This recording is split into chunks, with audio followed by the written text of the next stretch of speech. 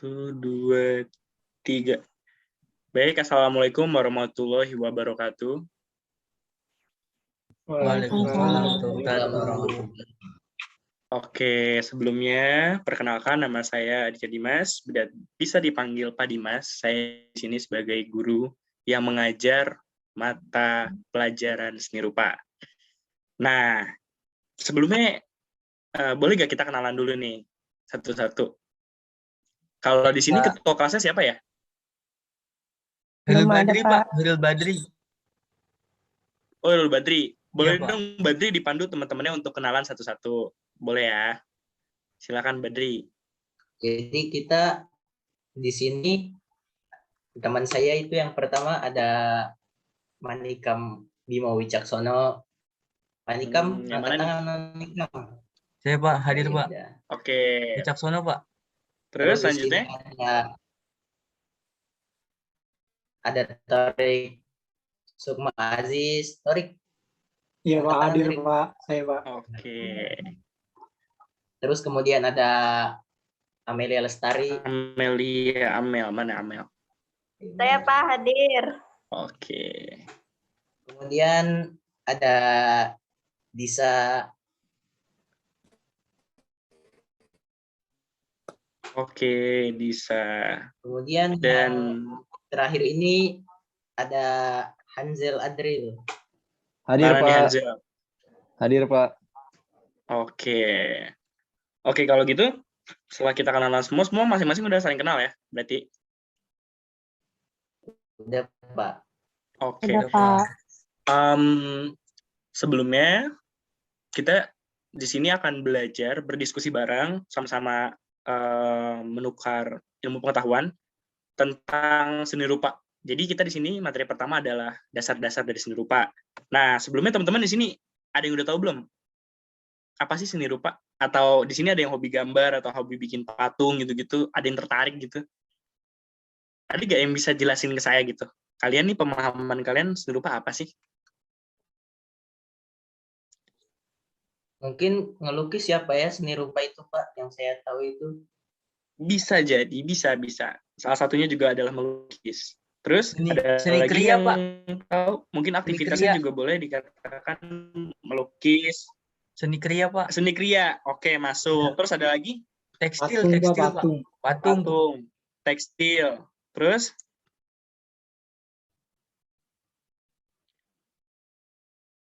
Oke, pokoknya masih banyak lagi ya, selain yang tadi disebutkan.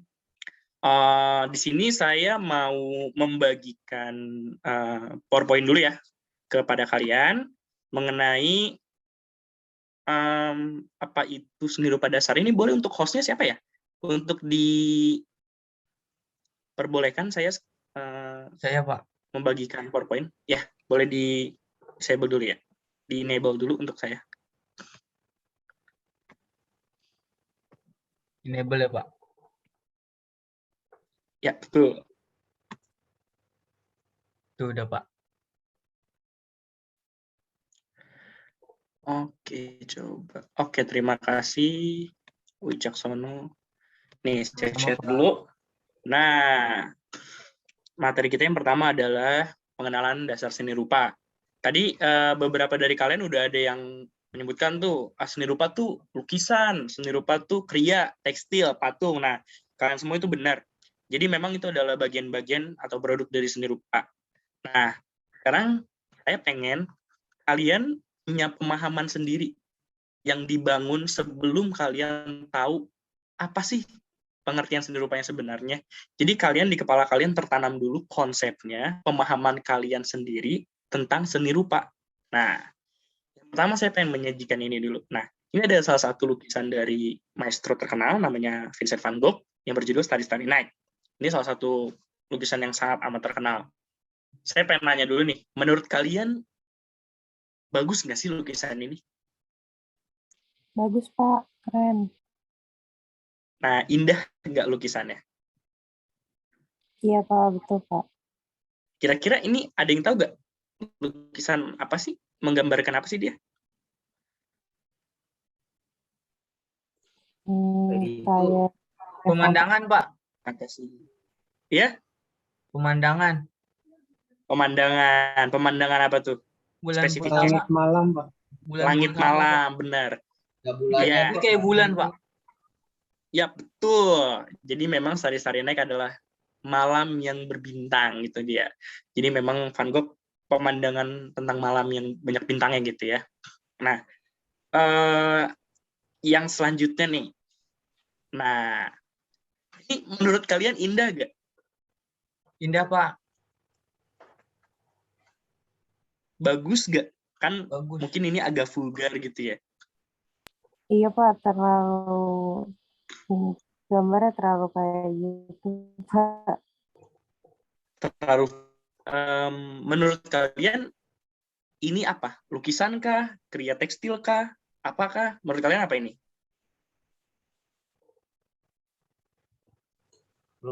Kayak lukisan Pak ini Pak. Kotak-kotak tapi. Lukisan ya. Berarti di sini ada yang bilang ini indah, ada yang bilang ini kok vulgar gitu, jadi kurang menarik. Berarti di sini punya pendapat yang berbeda tentang lukisan ini ya. Iya Pak. Oke, selanjutnya lihat. Ada yang tahu gak ini apa? Lukisan, Pak. Patung. Ini kayak lukisan acak-acakan gitu, Pak. Ini kayak Wah, ini gambar monyet Pak. iya, ini sebelumnya Ukiran, saya luruskan dulu ya. Ini bukan Oh, iya, lukisan, Pak, ini baik. relief gitu ya. Iya, kayak mendekati patung, dia pahatan yang menghasilkan bentuk seperti ini gitu loh. Tadi juga ada yang bilang monyet, ya benar, ini mungkin menggambarkan kayak monyet ya. Nah, menurut kalian nih, ini bagus nggak, indah nggak, atau malah serem atau gimana gitu? Menurut kalian nih? Indah, Pak. Ini Indah, bisa Pak, ada Bagus, Pak. bentuknya kayak 3D gitu, Pak, lekukan-lekukannya disentuh. Pak. Indah, Bagus Pak, bagus. motifnya detail soal. Iya Pak, detailnya terbentuk. Detailnya terbentuk. Untuk manikam ini memang 3 dimensi manikam ya. Oh iya, Pak. Maaf, Pak. Bukan kayak 3 dimensi. Memang 3 dimensi. Keren saya Ya, gambar terus tadi, ada Pak. lagi? Ya, ada lagi yang mau berkomentar soal relief ini? Nah, tadi mungkin kita kebanyakan bilang ini bagus, indah, detailnya bagus. Terus mungkin ada juga yang berpandangan, kok itu serem ya, ada palanya kayak mau dimakan gitu loh. Nah, ini kita akan gambar yang selanjutnya. Nah, ini nih, ada yang tahu nggak? Pahat. Pahat. Terus Patung, Pak. Patung. patung, benar. Ini patung apa nih? Suku Dayak ya, Pak? Orang. Nah, ini lagi ngapain nih dia? Kayak lagi naik kereta Pak. Lagi Kereta. dayung. Mendayung. Nah, aktivitas yang benar adalah ini mendayung di atas perahu. Nah, kira-kira menurut kalian ini bagus atau serem atau gimana nih? Atau indah? Serem, Pak. Sedikit serem sih Pak. Serem ya? Serem, Pak. Serem. Tapi bagus juga atau enggak nih? Kayak malah lebih serem aja gitu. Ini Bagus sih Pak, artistik, Pak. mungkin konsepnya Artistik. emang serem-serem gitu. Konsepnya memang seperti itu. Tadi juga ada Disa bilang pahat ya. Pahat itu kalau dikatakan ini jenisnya memang menurut dimensinya ini adalah seni rupa 3 dimensi. Ada yang 2 dimensi, ada yang 3 dimensi.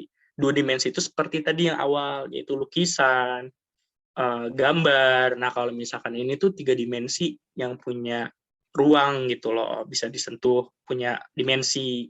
Nah, kayak patung, tadi relief, itu adalah 3 dimensi. Untuk seni sendiri, kalian tadi kan ada yang bilang tuh, wah ini indah Pak, ini bagus Pak, ini serem Pak, kok ini kayak nakutin Pak ya? Oh mungkin konsepnya, oh mungkin ininya, mungkin itunya, nah itulah seni. Multitafsir. Kita tidak bisa semena-mena seperti seni itu punya satu sudut pandang, tidak. Seni itu bukan matematika yang ilmu pasti 1 + 1 sama dengan 2. Seni itu cakupannya sangat amat luas. Kita bisa melihat ini dari banyak sisi. Kayak tadi kalian ada yang berpendapat tentang lukisan ini. Nah, ada yang bilang, oh ini terlalu vulgar. Tapi ada yang bilang, ini indah Pak, bagus. Tergantung sudut pandang kalian melihatnya dari mana. Dan itulah seni. Itulah indahnya seni. Kita bisa melihat ini dari banyak sudut pandang, bahkan kita bisa melihat keindahan yang positif dari lekuk-lekuk tubuh, atau misalkan ini kan tubuh perempuan yang diekspos ya, seperti ada payudara, ada bokong, benar ya? Cuma mungkin ada beberapa orang juga yang mikir mengekspos itu juga hal yang tidak baik. Nah, itulah seni. Punya banyak sudut pandang gitu. Gimana menurut kalian? Mungkin Badri mau ngomong tadi kayaknya, Manikam. Berarti seni itu nggak hanya seni lukis aja ya, Pak? Banyak ya, Pak? Wow, enggak. Kalau seni rupa tuh ada banyak. Apalagi ini itu bukan cuma seni rupa aja, bukan cuma lukisan aja. Kalau kita bicara seni itu ada seni musik, ada seni pertunjukan, itu banyak, ada seni tari, yang juga mungkin masuk ke pertunjukan, berteater. Tapi kalau misalkan seni rupa, bicara cuma lukisan, enggak. Nah kan itu seni Ada rupa banyak. ada yang dibagi, maaf Pak, saya potong, ada dibagi-bagi lagi tuh Pak. Itu gimana tuh Pak, golong-golongannya tuh Pak? Nah, memang ada yang dibagi lagi tuh berdasarkan apa dulu. Yang pertama kan ada yang dibagi berdasarkan dimensi. Yang Iya, tadi Pak. saya jelaskan. Yang pertama lukisan. Lukisan itu 2 atau 3 dimensi? 2 Pak. Pak. 2, 2. Pak. Karena dia nggak punya apa? Nggak punya ruang kan? Betul Pak. Bisa nggak lukisan objek yang di dalamnya misalkan ini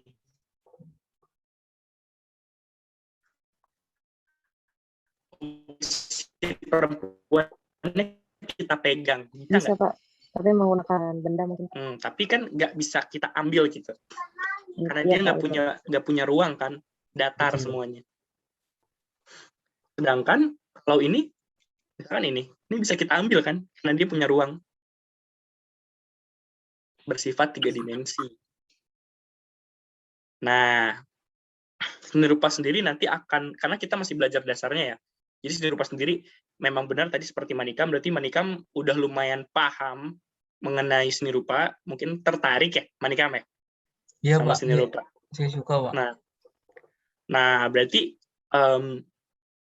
seni rupa banyak juga dibagi gitu. Ada seni, tadi seperti di awal, ada seni tekstil, ada seni fotografi, ada lukisan, ada patung, itu banyak seni rupa. Nah, yang saya pengen tanamkan, kenapa tadi saya tanya ke kalian satu-satu tentang pandangan kalian soal karya-karya tadi, yang entah 2 dimensi maupun 3 dimensi, agar kalian tahu produk seni rupa apa aja.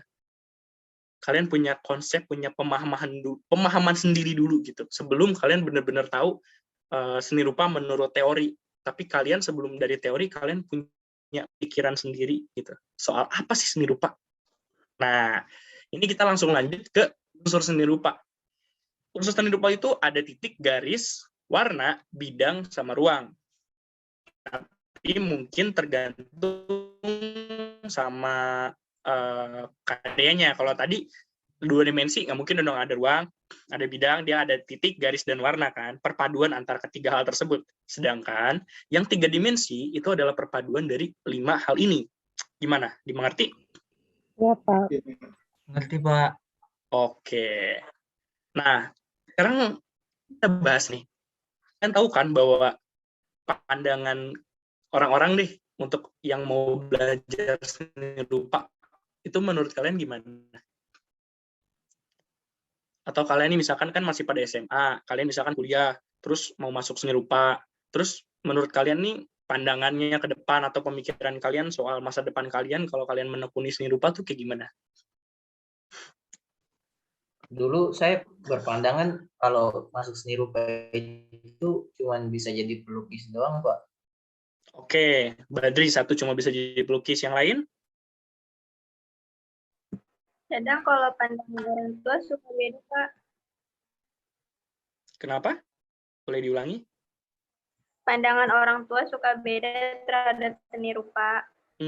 Suka beda ya. Jadi nganggapnya gimana tuh bedanya tuh, Amel? Kayak Mungkin orang tua sebagian kayak mikir seni rupa tuh nggak ada kerjaannya gitu. Kayak mau ngapain nantinya. Berarti seni rupa tuh masih dipandang sebagai sesuatu yang tidak punya masa depan gitu, Amel, ya? Kadang-kadang ya. Iya, Pak. Yang lain gimana? Ada lagi yang mau membagikan? Mungkin Manikam ya? Tadi yang tertarik sama seni rupa.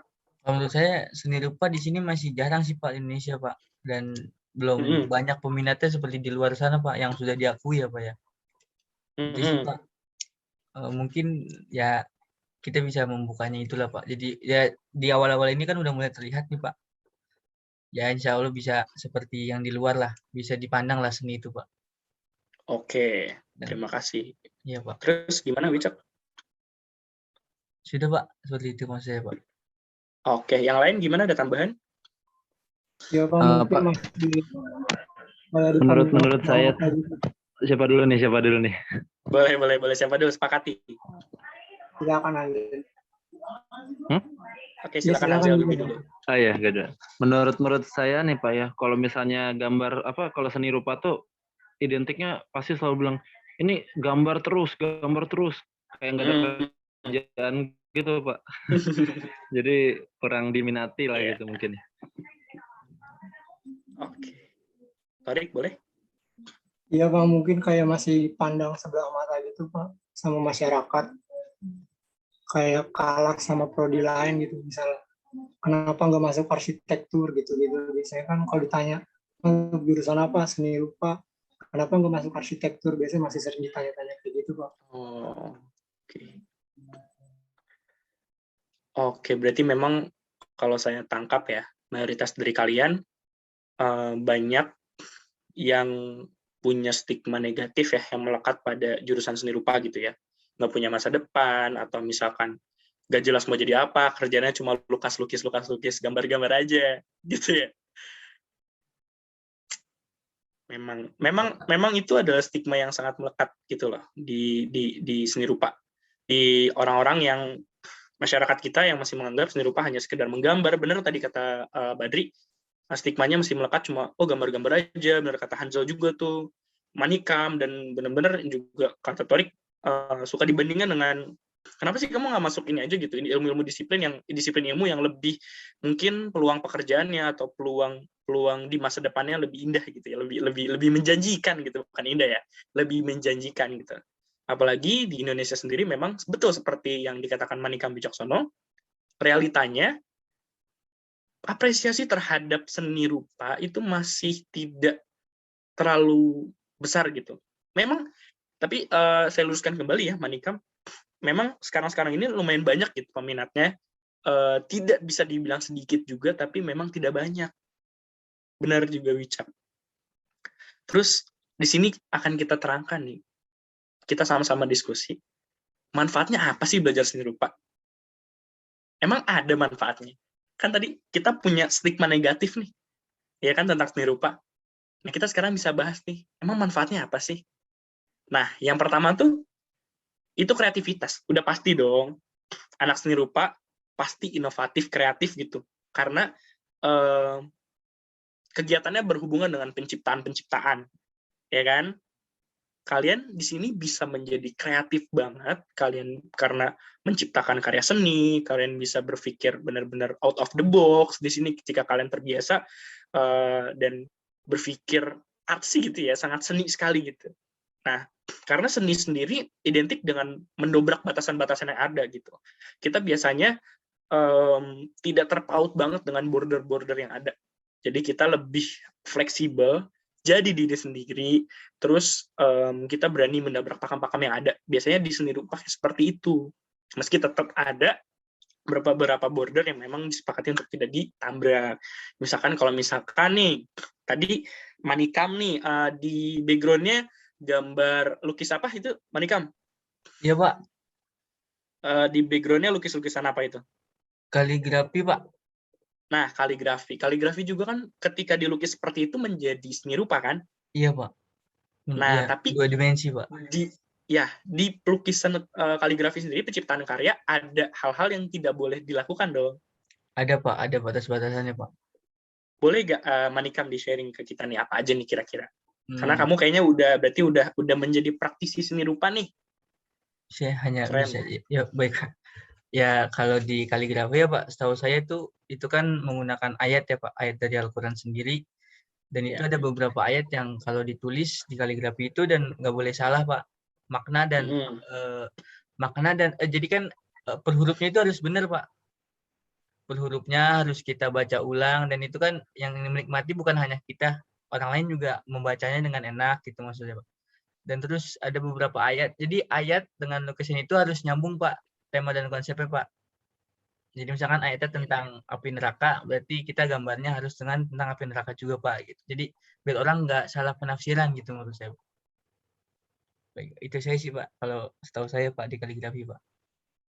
Oh tuh, berarti memang seni rupa, kaligrafi bisa dijadikan salah satu media untuk mensyiarkan ajaran-ajaran agama Islam. Bener ya Wicak ya? Betul Pak, salah satu seperti itu Pak.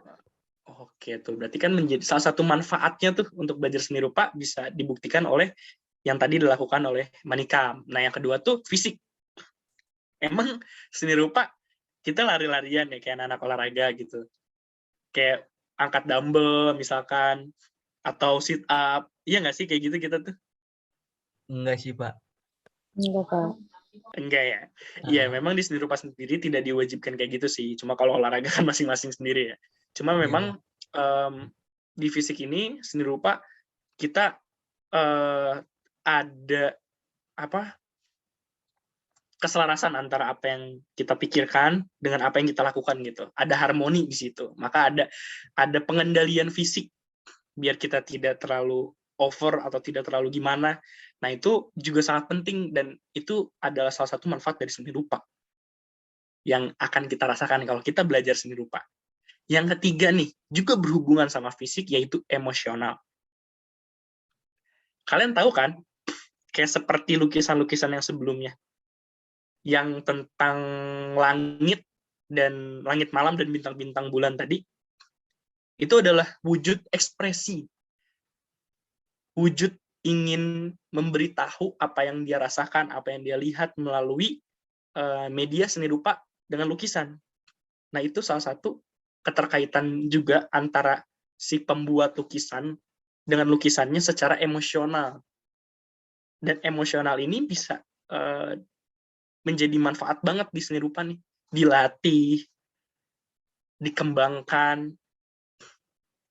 biar kita misalkan tidak terlalu pemarah, atau kita lebih bisa tenang menyalurkan emosi-emosi negatif kita yang tadinya mungkin tidak tersalurkan karena kita belajar seni rupa. Oh, daripada aku kesel nih berantem sama orang, ya udah ngelukis aja, kita salurkan ke lukisan. Nah, yang terakhir adalah sosial. Ini penting banget sih. Mungkin seni rupa tuh tidak hanya bergerak secara individu, tapi juga kolektif. Yaitu apa sih kolektifnya? Itu tuh gerakan yang dilakukan bersama-sama. Seperti kalian nih. Mungkin Wicaksono ngelukis sendiri. Ahmad Khairul Badri misalkan ngelukis sendiri. Torik misalkan memahat patung sendiri. Tapi kalau pameran, bisa nggak kalian? Misalkan kalian nggak mungkin, pengen dong karya-karya kalian dilihat ke banyak orang. Bener kan? Bener Pak. Pengen Pak. Bener. Mungkin nggak cuma Manikam aja nih yang bikin pameran gitu. Kalian tahu kan pameran? Pameran itu ketika ada di satu tempat, karya-karya kalian dipajang, dilihatin ke orang-orang, dan boleh bebas datang ke sana untuk melihat. Bahkan mungkin akan ada transaksi jual beli misalkan. Seperti itu. Nah, mungkin nggak kalau misalkan Manikam nih, pengen pameran ngelukis gitu. Nah, mungkin nggak sih kalian nih ngelukis, bikin pameran tuh sendiri? Nggak mungkin kan? Pasti kalian butuh yang lain. Nah, itulah pentingnya sosial. Di situ bagaimana kita bisa bersosial bersama gitu. Kita bisa kolektif untuk bareng-bareng memajukan yang tadi seperti apa yang dikatakan oleh Manikam. Nah, yang selanjutnya nih. Dia ada yang nanya kan, ngapain sih seni rupa, kerjanya apa sih, ngapain, paling juga cuma ngelukis-lukis saja. Nah, emang kalau jadi seni rupa mau jadi apa? Nah, di sini ada satu, kalian bisa jadi desainer. Desainer ini dalam DKV misalkan itu sekarang sangat amat dibutuhkan, banyak banget lapangan pekerjaan desainer. Yang kedua seniman.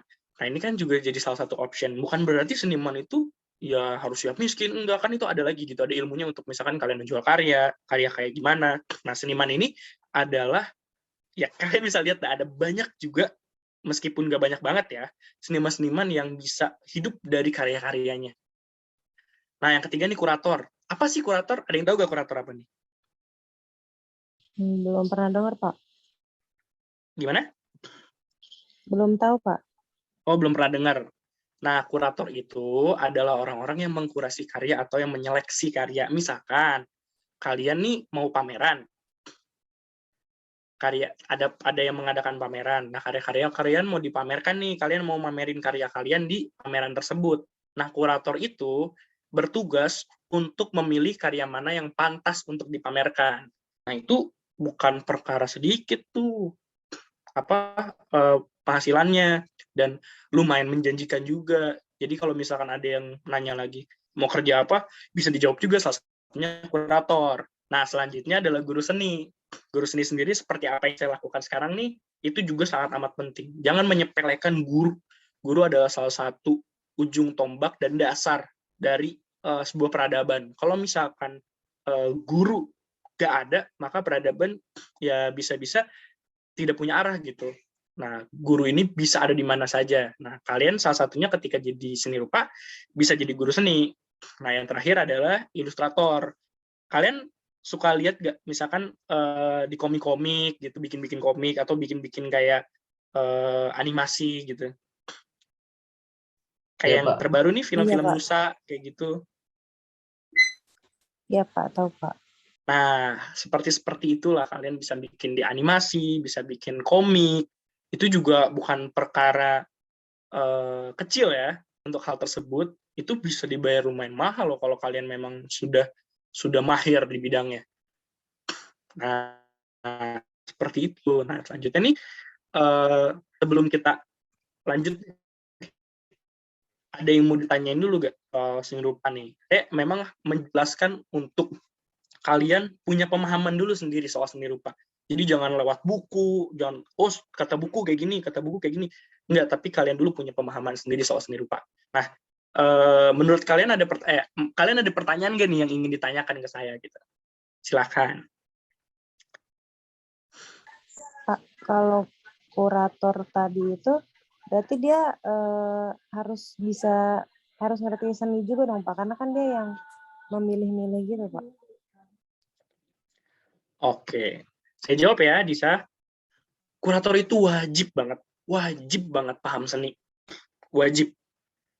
Kalau misalkan di MasterChef kan sekalian tuh, nah kurator itu adalah jurinya, kayak Chef Juna, Chef Arnold. Nah itu bisa dikatakan mereka nih kuratornya. Mereka harus lebih paham, harus sangat amat paham tentang seni. Soal apa yang mereka kurasi. Kayak gitu, Disa. Gimana? Ada lagi pertanyaan? Oh, iya. Makasih, Pak. Oke, Mau nanya, sama-sama. Pak. Ya, silakan. Ini untuk guru seni sendiri itu jenjang belajarnya berapa tahun ya, Pak? Dan apa aja yang harus dipersiapkan, Pak, untuk jadi guru seni? Kan guru seni ini masih jarang ya, Pak, di Indonesia sendiri, dan dianggap dibelakangin lah, atau bukan guru seni itu dijadikan guru seni nih, Pak. Saya kan dulu belajar cuma SBK doang taunya, Pak. Jadi itu gimana Pak, untuk cara pembelajarannya dan gimana sih jadi guru seni yang baik gitu, Pak? Oke, berarti teknis menjadi guru seni ya. Nah, kalau misalkan guru seni sendiri, kalau misalkan kalian pengen jadi di SD, SMP, SMA biasanya, setahu saya pun dari sarjana strata 1 pun itu bisa kalian strata seni rupa. Memang lebih baik disiplinnya itu disiplin seni rupa. Jadi guru seni, dia juga paham psikologi anak, biar apa?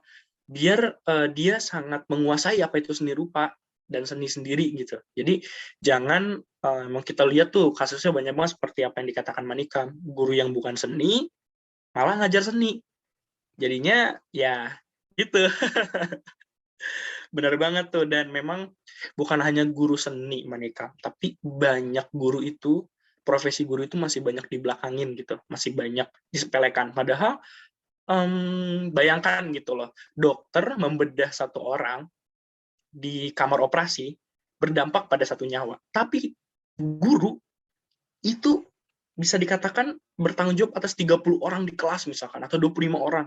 Dan 25 orang ini adalah orang-orang yang akan mengisi peran-peran di masa depan nanti gitu. Jadi guru-guru ini adalah salah satu penentu mereka mau jadi apa, seperti apa misalkan negara ke depannya. Ini pendidikan. Memang ini adalah masalah yang pelik ya Manikam. Memang nanti akan kita bahas panjang, cuma nggak di sini. Konteksnya udah beda. Itu udah konteks mengenai sistem pendidikan. Tapi kalau misalkan mengenai guru seni, memang kenyataannya seperti itu. Makanya karena mungkin banyak juga lulusan-lulusan dari seni nggak mau jadi guru gitu. Lebih memilih misalkan jadi desainer, seniman, kurator, ilustrator, animator. Memang peminatan guru karena ya mungkin pemasukan dan pendapatannya juga kurang menjamin. Di Indonesia sangat belum menghargai profesi tersebut. Jadi sedikit, nggak banyak, bukan sedikit ya, yang memilih profesi guru seni. Nah itu tergantung kalian-kalian nih yang di masa depan, bagaimana keputusan kalian dan kalian mau jadi apa, dan bersama-sama mau nggak merubah hal-hal tersebut menjadi lebih baik. Seperti itu Manika. Baik Pak, terima kasih jawabannya Pak. Oke. Ada lagi yang mau bertanya?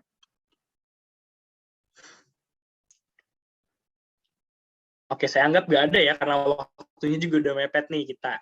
Oke, ya. Selanjutnya nih, saya akan menugaskan kalian untuk membuat satu karya seni di atas kertas dengan tema bebas aja selama 5 menit, maaf. Nanti aja dikumpulkannya ke Google Classroom yang akan saya buat. Nanti saya nilai. Tapi kalian buat karya seni tersebut bebas mau kayak gimana pun, tapi tentang keresahan kalian ya. Apa yang kalian rasakan, misalkan lagi galau nih ada yang diputusin pacar, kalian bisa gambar apapun, misalnya gambar wajah mantan kekasih kalian tuh, bisa, terserah gitu. Kalian mau gambar apa aja. Yang penting menurut keresahan apa yang kalian rasakan, kalian tuangkan ke hal tersebut dan kalian jelaskan kenapa kalian gambar itu, kenapa objeknya itu, kenapa kalian memilih hal tersebut, dan apa yang pengen kalian ceritakan di situ. Bisa dimengerti? Saya Iya. Gimana? Ahmad? ini buat apa? Buat karya di kertasnya itu medianya itu pakai cat apa pakai apa Pak? Apa bebas? Bebas. Kalian mau pakai cat, mau pakai pensil, mau pakai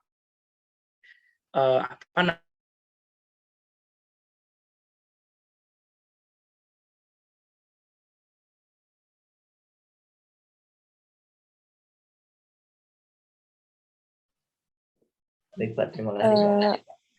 Medianya juga Pak kayak kertas atau apanya itu bebas juga Pak. Sebenarnya sekarang kan kertas ya, kayak misalkan kalian mau pakai cat atau gimana yang kompleks itu terserah kalian.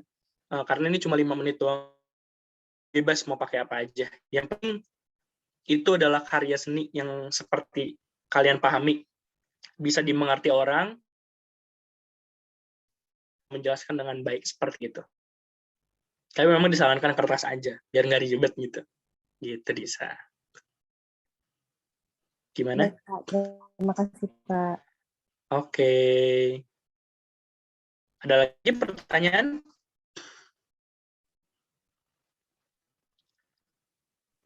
Untuk teknik bebas Pak.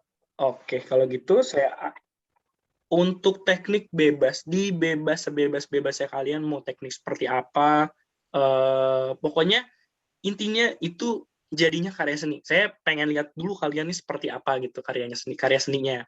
Nanti baru kita belajar materi-materi apa sih sebenarnya pengertian seni rupa, apa sih pengertian lukisan. Nah, yang terpenting di pertemuan pertama ini saya pengennya kalian itu punya pemahaman sendiri dulu, fondasi sendiri dulu mengenai apa itu seni rupa. Jadi ketika kesananya, ketika kalian tertarik, ketika kalian pengen tahu banget soal seni rupa, kalian bisa cari sendiri. Ketika kalian buntu, bisa ditanyakan ke saya. Seperti itu.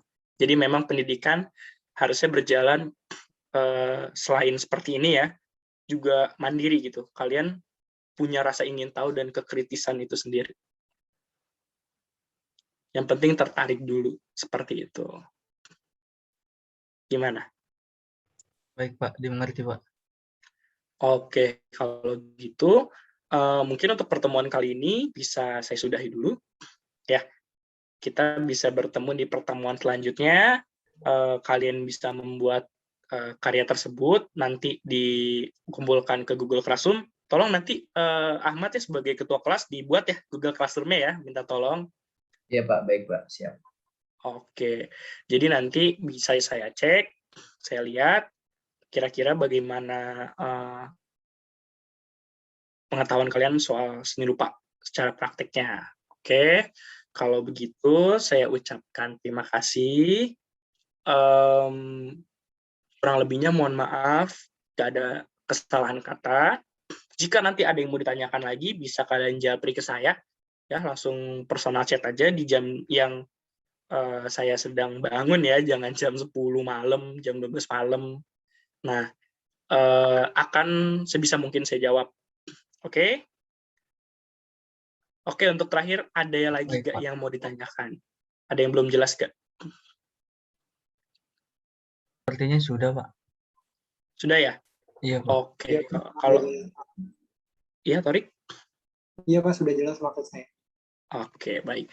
Kalau begitu, terima kasih atas kehadiran kalian pada mata pelajaran kali ini.